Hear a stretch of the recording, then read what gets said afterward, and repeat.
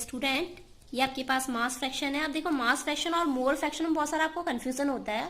तो देखिए mass fraction जो होता है वो वेट पे काम करेंगे। The mass of a component per unit mass of the solution is known as the fraction of component is the mass of the component. लेट कर लेते हैं, फर्स्ट वाले का एक्स है और सेकंड वाले का वाई है, ठीक है। अब देखिए अगर हम वेट पे काम कर रहे हैं तो इसको हमने डब्ल्यू एक्स और डब्ल्यू वाई से रिप्रेजेंट किया। ये डब्ल्यू एक्स है, डब्ल्यू वाई है, क्लियर।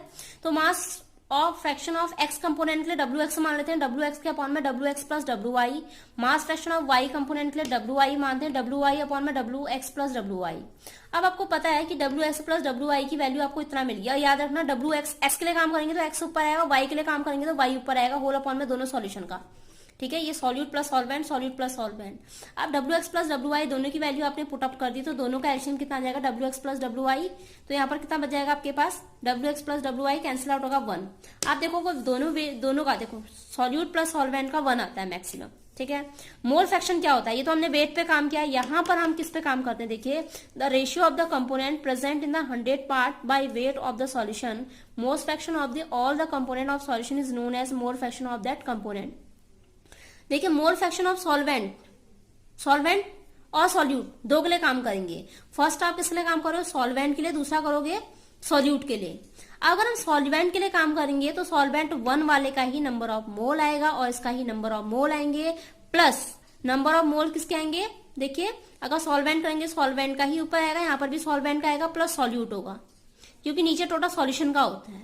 वैसे मोल फ्रैक्शन ऑफ सॉल्यूट के लिए करेंगे तो सॉल्यूट ही ऊपर आएगा, नीचे सॉल्यूट प्लस सॉल्वेंट हो जाएगा।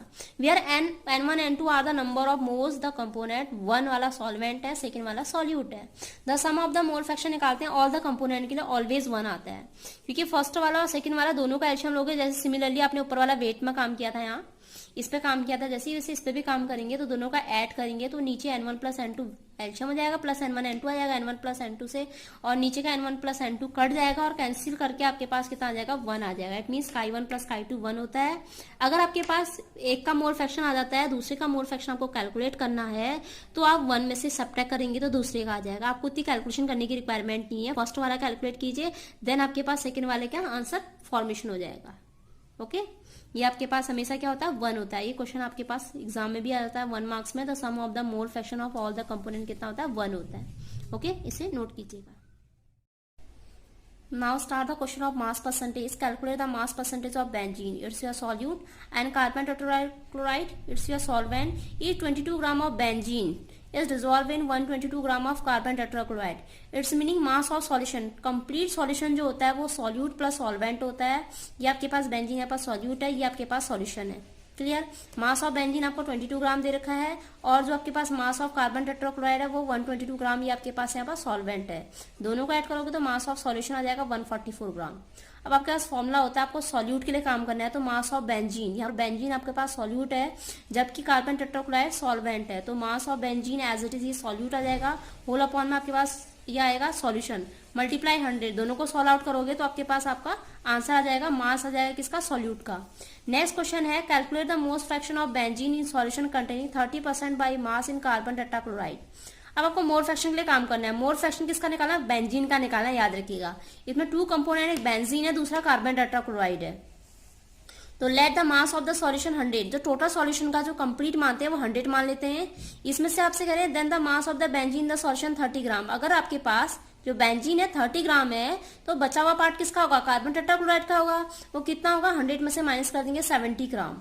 तो मोलर मास ऑफ बेंजीन अब इसको कैलकुलेट करते हैं। देखिए ये तो आपके पास ग्राम में टोटल सॉल्यूशन का 100 माना, बेंजीन का 30 गिवन था और कार्बन टेट्राक्लोराइड आ गया 70 ग्राम, ने सब्ट्रैक्ट करके निकाल दिया। अब मोलर मास C6 का निकालते हैं, कार्बन का 12 होता है तो 6 × 12 प्लस 6 × 1, ये आ गया टोटल मोलर मास। सेकंड का भी मोलर मास इसे निकालोगे, कार्बन का 12 होता है, 4 × क्लोरीन का 35.5 या 35.4 ले सकते हैं आप। टोटल कैलकुलेट करा ये दोनों का मोलर मास। अब number of mole of benzene निकालते हैं, जो आपके पास देखिए कर किसके लिए काम रहे, हम बेंजीन के लिए काम करेंगे। तो बेंजीन का आपके पास 30 ग्राम आपको क्वेश्चन में गिवन था, 30 ग्राम, तो गिवन वेट अपॉन में टोटल एटॉमिक वेट वो कितना है, 78 है किसका, बेंजीन का। बेंजीन का आ गया। सिमिलरली अब number of moles of carbon tetrachloride, इसमें भी आपके पास क्या दे रखा है, 70 ग्राम, ये आपने निकाल लिया, कार्बन टेट्राक्लोराइड का 70 ग्राम निकाल लिया, होल अपॉन में आपके पास टोटल एटॉमिक वेट आ गया 154, सॉल्व आउट किया, आपके पास आंसर आ गया। देन है मोल फ्रैक्शन ऑफ बेंजीन। बेंजीन का जब मोल फ्रैक्शन निकालते हैं, ये आपके पास नंबर ऑफ मोल्स आ गए किसके, बेंजीन के और कार्बन टेट्राक्लोराइड के। ठीक हो गया, बेंजीन के और कार्बन टेट्राक्लोराइड के ये आगे मोल। तो मोल फ्रैक्शन होता है फर्स्ट का, देखिए बेंजीन के लिए करेंगे तो बेंजीन का ही मोल आएगा, यहाँ पर बेंजीन का ही मोल आएगा। तो बेंजीन का मोल आपको दे रखा है कितना है 0.385, होल अपॉन में क्या जाएगा दोनों का 0.385 प्लस 0.455। इसको सॉल्व आउट करोगे तो ये कंप्लीट आपका आंसर आ जाएगा। यहाँ पर एक चीज याद रखिएगा, अगर बेंजीन का काम करेंगे तो बेंजीन का मोल होल अपॉन में बेंजीन प्लस कार्बन टेट्राक्लोराइड का, दोनों को ऐड किया तो आपके पास आंसर आ जाएगा। अब एक फॉर्मुला होता है हमारे पास मोल फ्रैक्शन का, फर्स्ट वाले कंपोनेंट और सेकंड वाले कंपोनेंट एडिशन 1 होता है। तो एक का आ गया तो दूसरे को 1 से सब्ट्रैक्ट करेंगे, दूसरे वाले का भी आंसर आ जाएगा। अगर काई 1 इतना है तो काई 2 निकालेंगे तो 1 में से माइनस करके काई 2 आ जाएगा। Okay, this question will be done.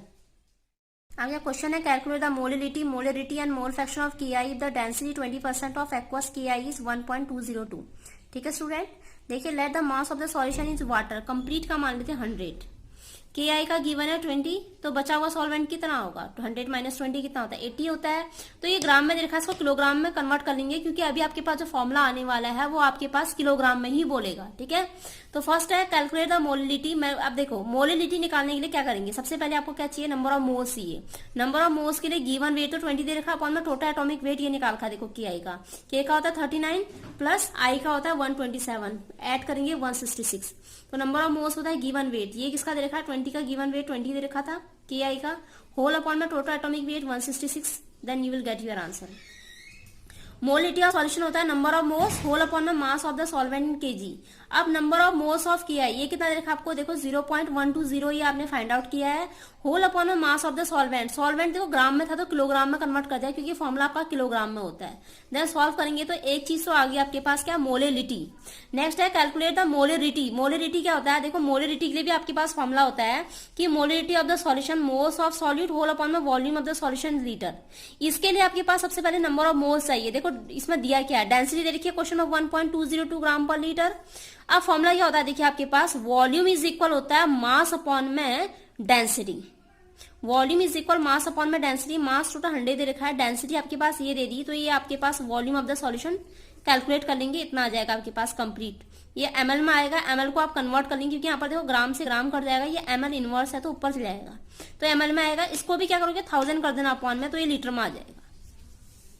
तो नंबर ऑफ मोल्स आपने जो इससे पहले क्वेश्चन में कर रखे हैं, नंबर ऑफ मोल्स पहले क्वेश्चन में निकाल रखे हैं। देखो number of moles of KI इतना दे रखा है, तो इसकी वैल्यू राइटली पुट अप कर लेते हैं और वॉल्यूम ऑफ द लीटर में ये वैल्यू पुट अप करके सॉल्व आउट कर लेते हैं, ये आ जाएगा आपका मोलिरिटी।